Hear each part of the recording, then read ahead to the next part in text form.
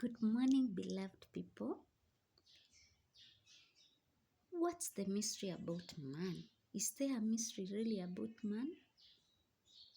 There are so many theories, myths, and confusions about the origin of man in the whole world, in every tribe, in every race, such that you are left wondering whether God left us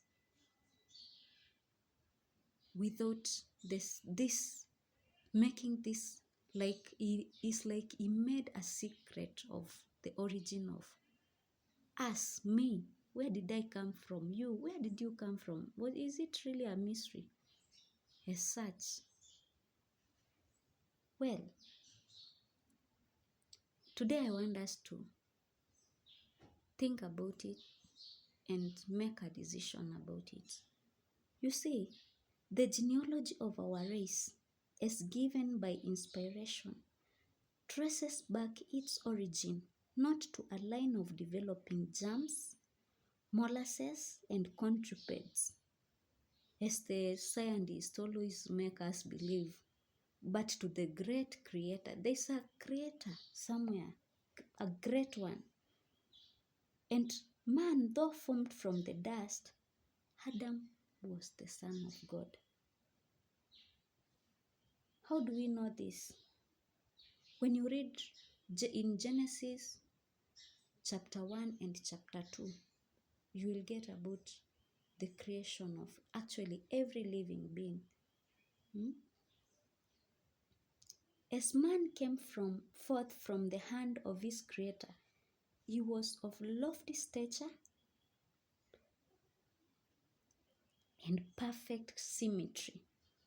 His countenance bore the rudity of health and glowed with the light of life and joy.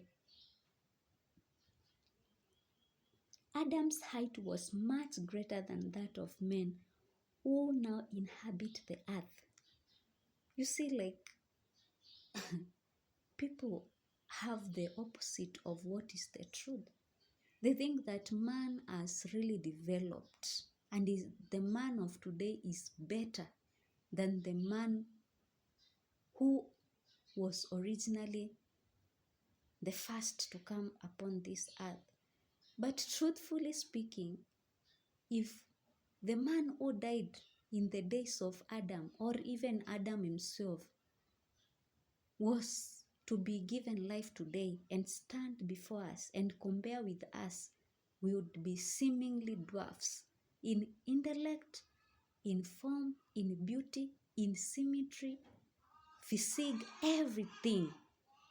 Or even if she was to be brought before us, that beautiful form, we would even pity ourselves the way we are women.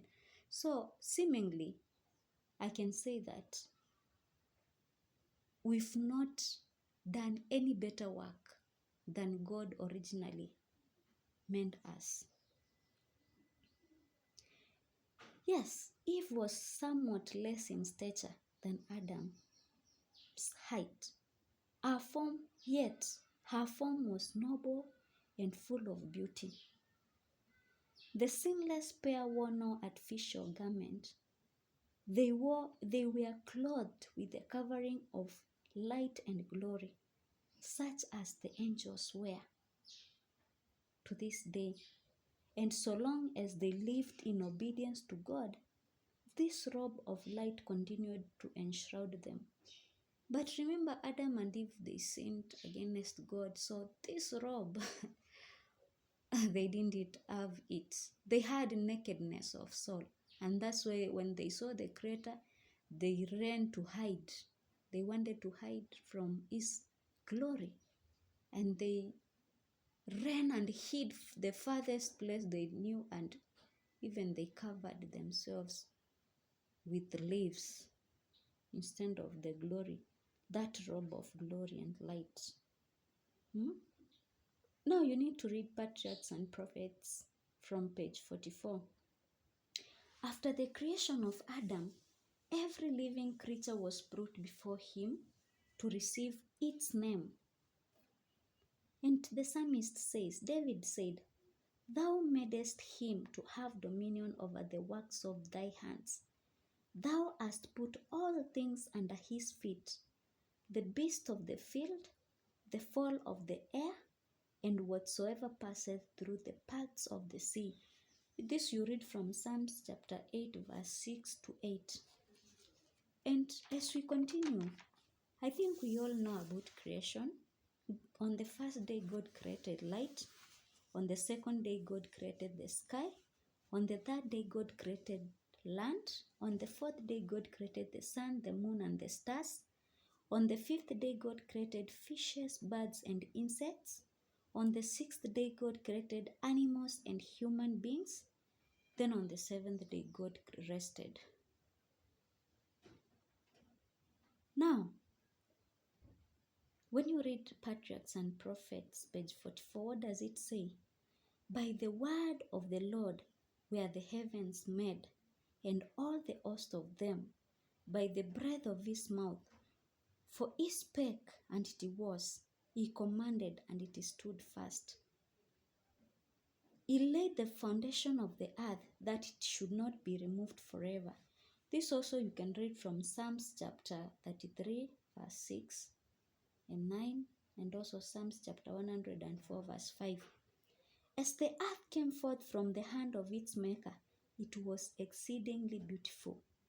Its surface was diversified with mountains, hills, and plains, interspersed with noble rivers and lovely lakes. But what do we see today? The hills and mountains are abrupt and rugged. They have terrific steeps and frightful chasms. They are sharp, they have rugged edges of Earth's rocky framework.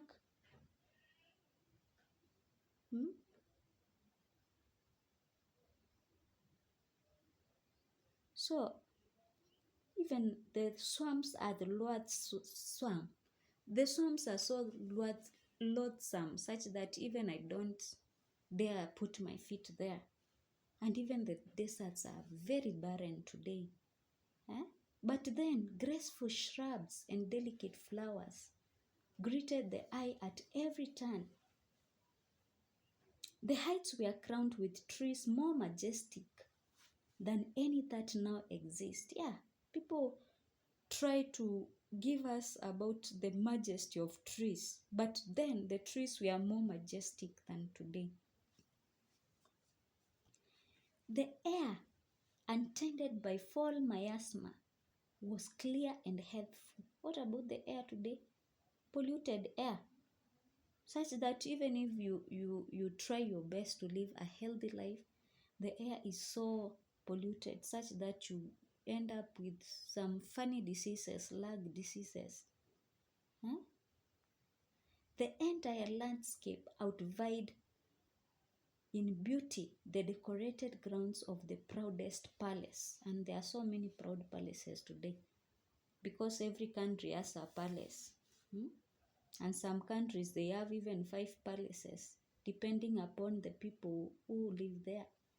Like Uganda, there is the palace of the Kabaka, and there is the palace of the president. So you see, the angelic host viewed the scene with delight and rejoiced at the wonderful works of God.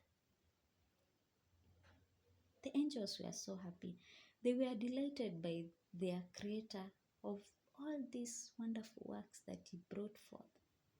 I think the angels cry when they look at earth, at our world today, and they compare it, because for them they've lived in eternal ages. They have never died, so they have the memory of the earth's creation and how the world looks today. After the earth with its steaming animal and vegetable life had been called into existence, man, the crowning work of the Creator, and the one for whom the beautiful earth had been fitted up, was brought upon the stage of action.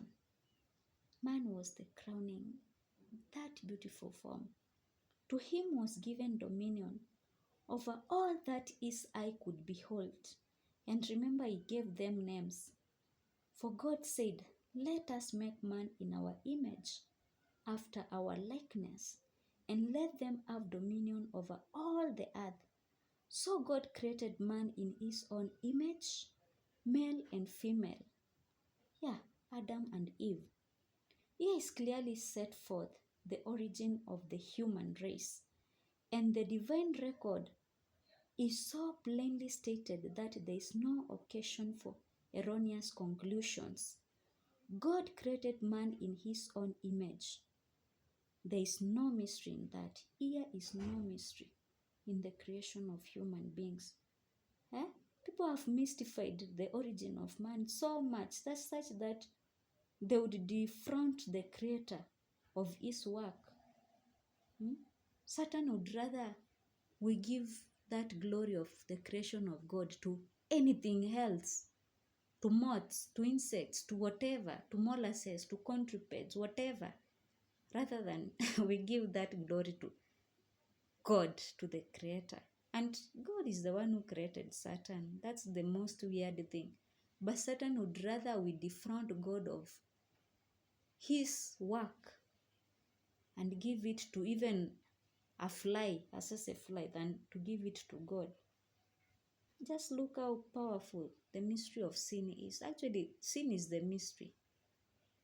The creation of human beings is not a mystery.